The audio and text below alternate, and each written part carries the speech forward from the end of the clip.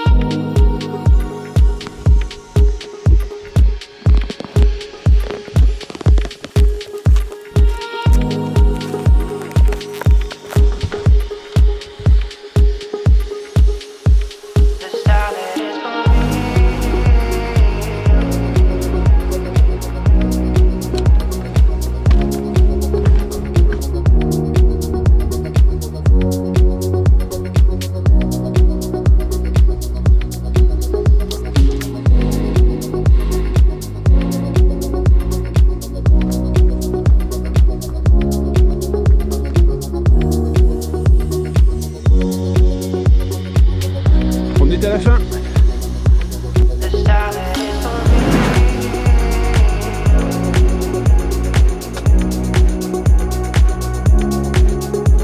Cet après-midi, c'est le montage de mes pneus. Ils prennent pas la carte bancaire par contre pour l'encaissement, donc je vais les retirer des sous. Donc tu vois, c'est quand même assez rapide, je les ai commandés la semaine dernière. Ensuite, c'est la station de montage qui prend contact avec toi, ils prennent rendez-vous, donc ils vont venir ici, là, carrément sur l'endroit où je me trouve, et il va me changer mes pneus. Et ça, voilà, il y a des gens qui s'inquiétaient de savoir comment on fait l'équilibrage, ben il y a là, l'équilibreuse elle est là. Et voilà les bébêtes. Ah, ils sont beaux. Les vieux pneus, je vous les récupère. Ah ouais, bah ouais. Pendant ce temps-là, Chatounette bouffe des gâteaux. Alors, il y a tout ce qu'il faut, il y a le démon de pneus dedans, il y a l'équilibreuse. Tu vois? C'est tout équipé. Et t'as les crics pneumatiques. Donc là, ils sont en train de me monter le véhicule avec des crics pneumatiques, tu vois. Regarde. Tu vois le truc?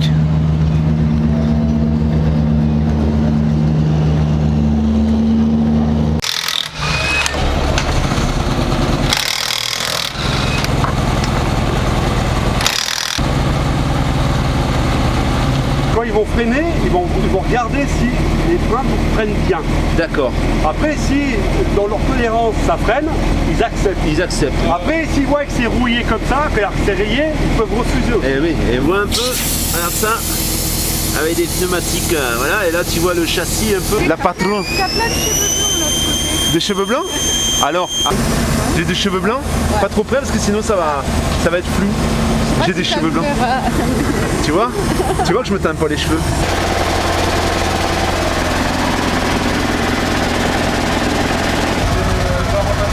Là donc ils vont me monter sur les jantes.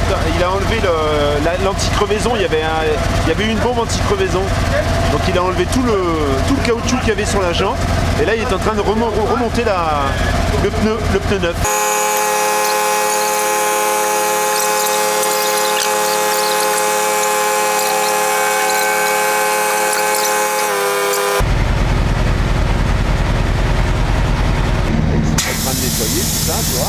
Voilà.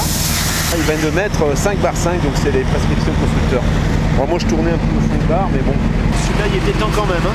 C'est l'équilibrage.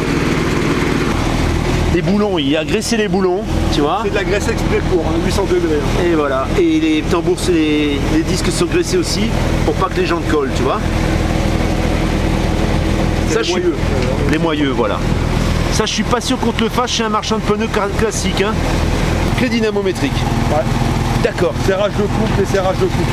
Bah, ça fait qu'on arrive à les desserrer après. Ouais. C'est spécial. Ça, c'est pas mal. On finit toujours à la main avec les clés dynamométriques. Ok. D'accord. Ça arrive de pro. Ah oui, bah voilà, bien. Pendant ce temps, à l'intérieur du camping-car, on a une chatounette qui se prélasse, qui boit son petit thé. Alors on me disait qu'ils attendaient que le compresseur a fini de gonfler pour pouvoir faire l'équilibrage, pour pas que le véhicule vibre en fait, pour que l'équilibrage soit bon. C'est bon le thé? Il est préparé avec amour. Hein. Tu connais Amour? Je te le présenterai un jour.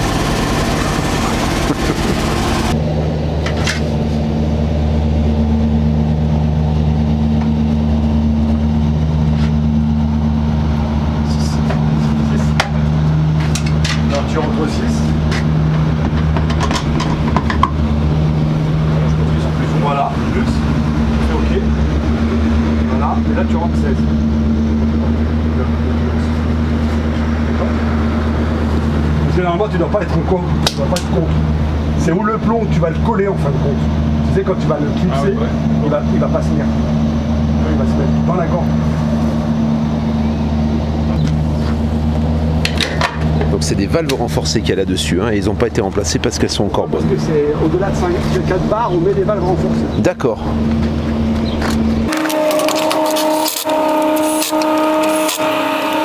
Voilà, donc là on arrive, donc on a les monteurs de pneus, hein, voilà.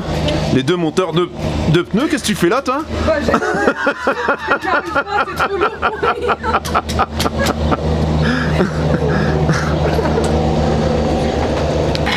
Tu veux que je le mette? Parce qu'il y a les deux, non? Ouais, il y a les deux. Ça soulève 2 tonnes. 2 tonnes? Ah oui, quand même, c'est pour ça qu'il y en a deux en fait. Bah, j'en ai mis 2 pour... Eh, ouais, par sécurité, ouais. Ah, ouais.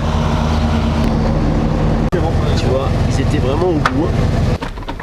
Ça, je vais filmer. Voilà. Serrage à la main. Voilà, serrage à la main, c'est à la clé dynamométrique, hein, Tout à fait. Serrage au coupe. Serré au coupe. Voilà, ça c'est chouette. On entend bien le clic. Ah ouais. Donc Riken, c'est Sous-marque de chez Michelin. sous-marque de chez Michelin. D'accord, donc on peut considérer qu'on a sensiblement les mêmes gommes. De toute façon, la gomme, c'est Michelin qui la fabrique. Hein. Et voilà, donc on vous fait la facture sur place. Voilà. Ça sera envoyé par mail. 90 € pour la pose des 4 pneus. Voilà, pose et équilibrage. Hein. Vérifiez un petit peu le serrage. Hein. Parce qu'il suffit qu'il se remet en place ou quoi que ce soit. Ok. Ah, mais pas resserrer. Regardez si ça se dessert. Regardez si ça se dessert pas. Ok. Ça marche. Impeccable. Bon bah passez une bonne soirée. Merci beaucoup. À tout bientôt. Au revoir. Ciao.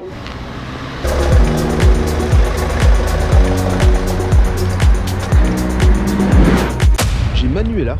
Donc Manuela, c'est la personne pour qui j'ai été allé valider ce camping-car. C'était un rapido de mémoire. Qui me disait justement, tu devrais parler des assistances et des assurances.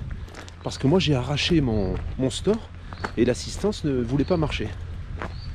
Puis elle était très étonnée d'avoir dû appeler quelqu'un d'autre que sa propre assurance. Et ils lui ont dit non mais est-ce que le véhicule roule, est-ce que vous pouvez passer les vitesses, est-ce que vous pouvez avancer?